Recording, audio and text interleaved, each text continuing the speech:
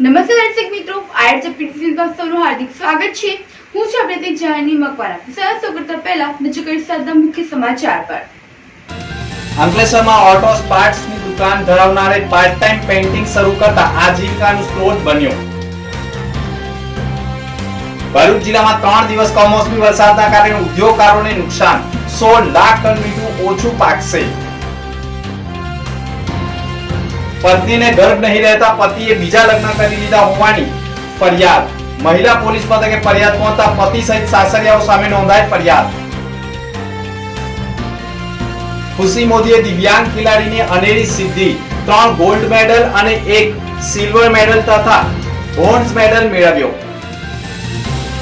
भरूच की faith Calory school का नाम तो सबने सुना ही होगा, पर क्या आपको पता है कि ये स्कूल स्टूडेंट को लीड एजुकेशन देता है। फेथ कैलरी स्कूल भरूच 1999 से नए एजुकेशन बेंचमार्क सेट करते आए हैं, जहां पढ़ाई सिर्फ बुक्स तक लिमिटेड नहीं है, बल्कि स्टूडेंट को फ्यूचर रेडी बनाया जाता है। यहाँ प्ले ग्रुप से लेकर 12 साइंस तक मिलता है लीड एजुकेशन, जो स्कूल को ट्रांसफॉर्म करता है इनटू वर्ल्ड क्लास इंस्टीट्यूशन, जैसे international level education, smart classroom with audio visuals, multi-modal ways of teaching, books with digital visualization, activity-based learning, advanced science and computer labs, model library, expert और supportive teachers, interactive teaching with strong discipline। और academics के साथ साथ ये focus करते हैं holistic learning, discovery and discussion based learning, problem solving and की concept understanding पर। यहाँ एक्स्ट्रा करिकुलर एक्टिविटीज भी होती है और कैंपस है fully secured with CCTV surveillance. और एडमिशन के लिए पर्सनल गाइडेंस चाहिए तो यहाँ का डेडिकेटेड एडमिशन हेल्प डेस्क हर स्टेप पर मदद करेगा।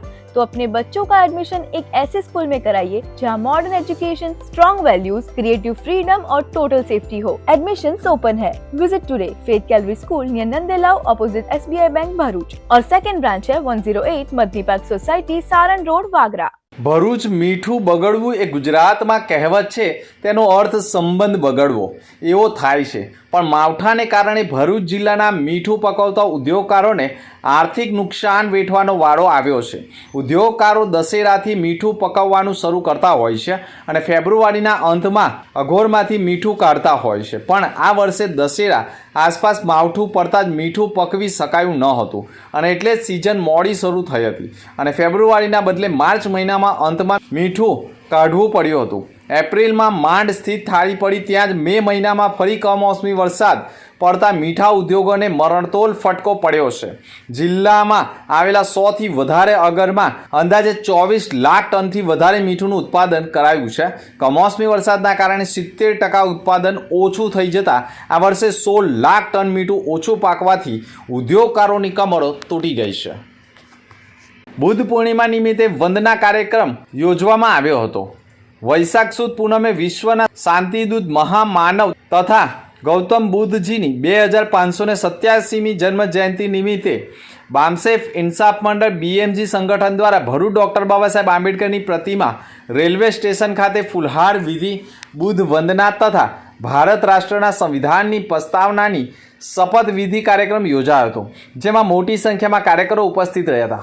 ઇન્સાફ રાષ્ટ્રીય અધ્યક્ષ મોહન પરમાર, બામસેફ પૂર્વ રાષ્ટ્રીય અધ્યક્ષ બેચરભાઈ રાઠોડ, બામસેફ ગુજરાત રાજ્ય મહાસચિવ શાંતિલાલ રાઠોડ, ઇન્સાફ ગુજરાત અધ્યક્ષ જીવરાજ મકવાણા, ઇન્સાફ ગુજરાત મહાસચિવ વિનય સોલંકી, ભારત રાષ્ટ્ર મહિલા ગૃહ ઉદ્યોગ રાષ્ટ્રીય અધ્યક્ષ JV પરમાર, ભરૂચ ઇન્સાફ પ્રમુખ અશોક મકવાણા, જયંતિ સુતરિયા તથા કાર્યકર મિત્રો ઉપસ્થિત રહી બુદ્ધજીની પ્રતિમાને ફુલહાર વિધિ કરી હતી।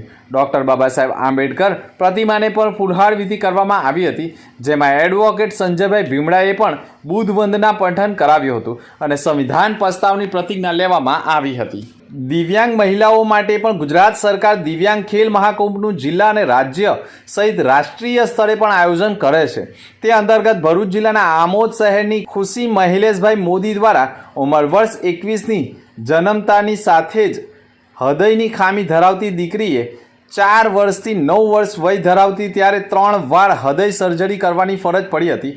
હાલના શરીરના જમણા ભાગે પણ પેરાલિસિસની બીમારીથી પીડાતી અને સેરેબ્રલ પ્લાસી દિવ્યાંગ કેટેગરીમાં આવતી ખુશી મોદીએ વર્ષ 2022માં દિલ્હી ખાતે યોજાયેલા રાષ્ટ્રીય કક્ષાના દિવ્યાંગ ખેલ મહાકુંભમાં સેરેબ્રલ પ્લાસી કેટેગરીના ગોળા ફેંકના ખેલમાં 3જા નંબરે વિજેતા બની અને બ્રોન્ઝ મેડલ પ્રાપ્ત કર્યો હતો. ત્યારબાદ વર્ષ 2023માં નડિયાદ ખાતે યોજાયેલા રાષ્ટ્રીય કક્ષાના દિવ્યાંગ ખેલ મહાકુંભમાં ગોળા ફેંક અને ભાલા ફેંકમાં પ્રથમ ક્રમે વિજેતા થયા હતા અને ગોલ્ડ મેડલ પ્રાપ્ત કર્યો હતો.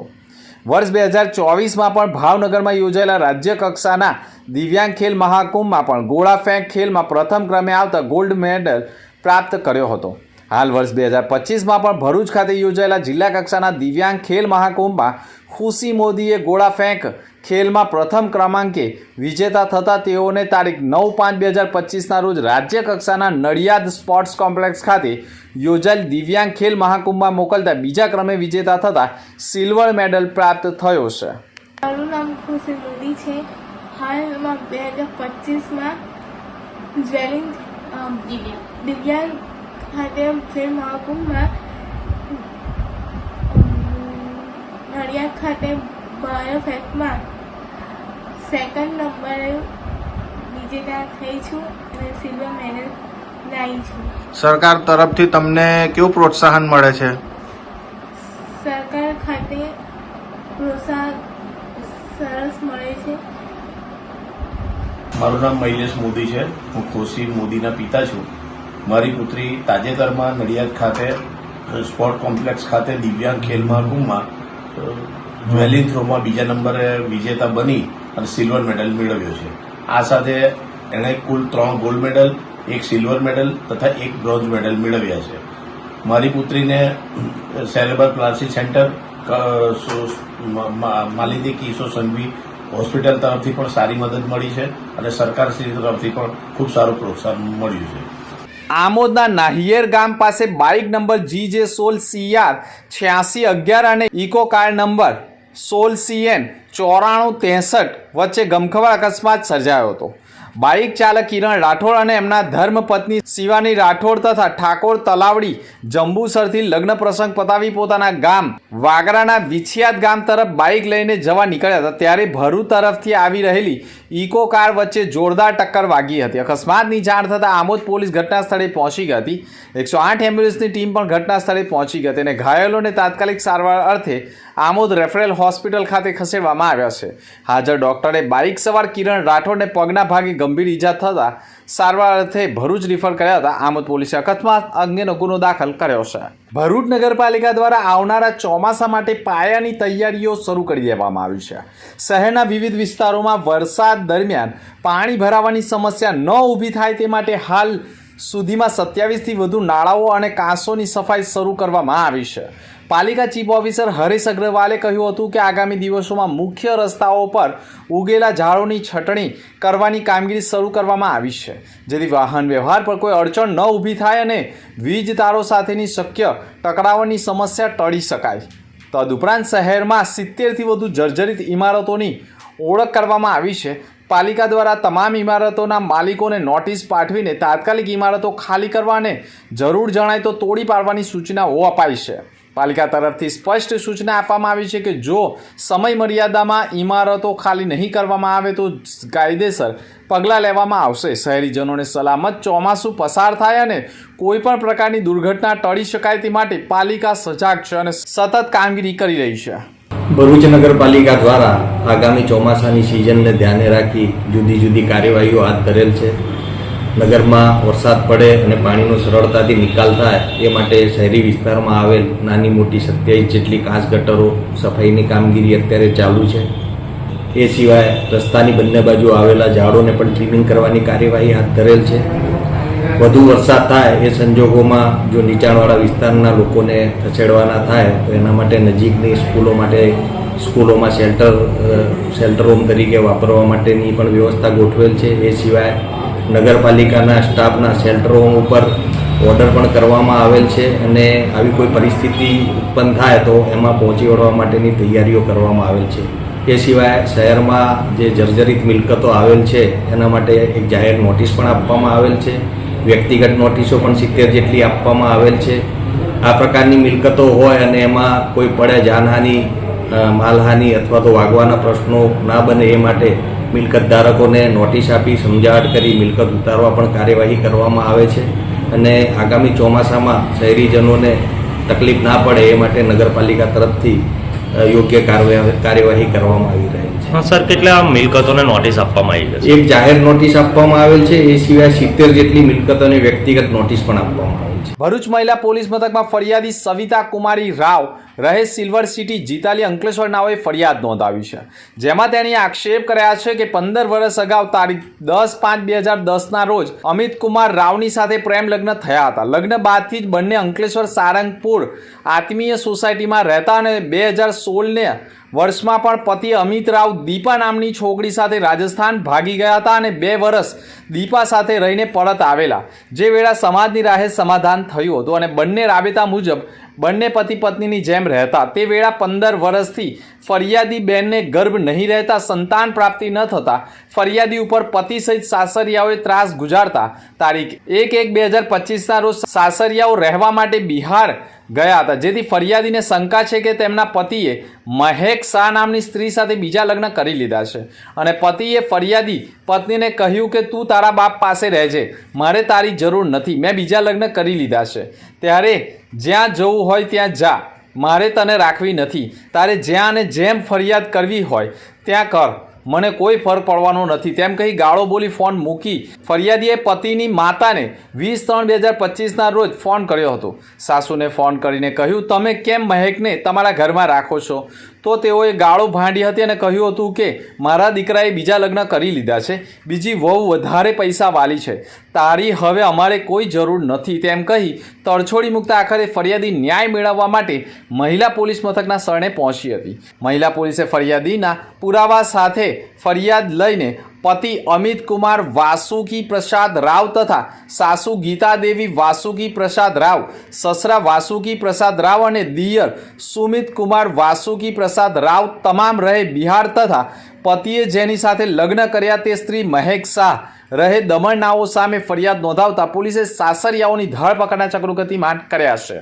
અંકલેશ્વર તાલુકાના ભડકોદરા ગામમાં રહેતા રજની પ્રજાપતિ વ્યવસાયની સાથે પાર્ટ ટાઈમ પેઇન્ટિંગ કરવાનો પણ અનોખો શોખ ધરાવે છે. રજની પ્રજાપતિએ વડોદરાની MS યુનિવર્સિટીમાંથી બેચલર ઓફ ફાઇન આર્ટ્સનો કોર્સ કર્યો છે. જોકે પરિવારને આર્થિક મદદ મળી રહે તે માટે આ યુવકે પ્રતિન ચોકડી નજીક છેલ્લા 10 વર્ષથી ઓટો પાર્ટ્સની દુકાન શરૂ કરી છે. અમુક પરિસ્થિતિને લઈને રજની પ્રજાપતિ વ્યવસાયની સાથે પેઇન્ટિંગ બનાવવાનું પણ યથાવત રાખ્યું છે. આ યુવકે અલગ અલગ ચિત્રો બનાવી પોતાની કળા અને પ્રતિભાને પેઇન્ટિંગ દ્વારા રજૂ કર્યા છે, જેમાં તેઓએ slab, sketch painting, water colour painting તથા oil painting, canvas painting, protected painting જેવા ઘણા બધા સ્કેચ તૈયાર કર્યા છે. અત્યાર સુધીમાં રજની પ્રજાપતિ અંકલેશ્વરના ધારાસભ્ય ઈશ્વર પટેલ, મરહુમ સાંસદ અહેમદભાઈ પટેલ, કોંગ્રેસ નેતા મુમતાઝ પટેલ સહિત અનેક નેતાઓના આ સ્કેચ તૈયાર કરી તેમને ભેટ સ્વરૂપે અર્પણ કર્યા છે. વ્યવસાયની સાથે પાર્ટ ટાઈમ પેઇન્ટિંગ વર્ક તેની આજીવિકાનો નવો સ્ત્રોત બન્યો છે. લોકો હવે તેની પાસે વિવિધ ફોટા પેઇન્ટ કરાવી રહ્યા છે. 1000 રૂપિયાથી લઈ તે 20,000 સુધીના કેનવાસ પેઇન્ટિંગ કરી રહ્યો છે. અગાઉ કોલેજ કાળમાં તેના પેઇન્ટિંગ એક્ઝિબિશનમાં પણ ભાગ લીધો હતો, પણ પરિવાર માટે હુનર છોડીને ઓટો પાર્ટની દુકાન શરૂ કરી. પણ આજે જે દુકાન સાથે તેના માટે પેઇન્ટિંગનું હુનર પણ આજે એક આવકનું સ્ત્રોત બની ગયું છે. અંતમાં મુખ્ય સમાચાર પર ફરી એક નજર. અંકલેશ્વરમાં ઓટો પાર્ટ્સની દુકાન ધરાવનારે પાર્ટ ટાઈમ પેઇન્ટિંગ શરૂ કરતા આજીવિકાનું સ્ત્રોત બન્યો. ભરૂચ જિલ્લામાં 3 દિવસ કમોસમી વરસાદના કારણે ઉદ્યોગકારોને નુકસાન, 16 લાખ ટન મીઠું ઓછું પાકશે. પત્નીને ગર્ભ નહીં રહેતા પતિએ બીજા લગ્ન કરી લીધા હોવાની ફરિયાદ. મહિલા પોલીસ મથકે ફરિયાદ પહોંચતા પતિ સહિત સાસરિયાઓ સામે નોંધાઈ ફરિયાદ. ખુશી મોદીએ દિવ્યાંગ ખેલાડીની અનેરી સિદ્ધિ, 3 ગોલ્ડ મેડલ અને 1 સિલ્વર મેડલ તથા બ્રોન્ઝ મેડલ મેળવ્યો. તો આ હતા સમાચાર. આવતીકાલે ફરી મળીશું નવા સમાચાર સાથે. નમસ્કાર.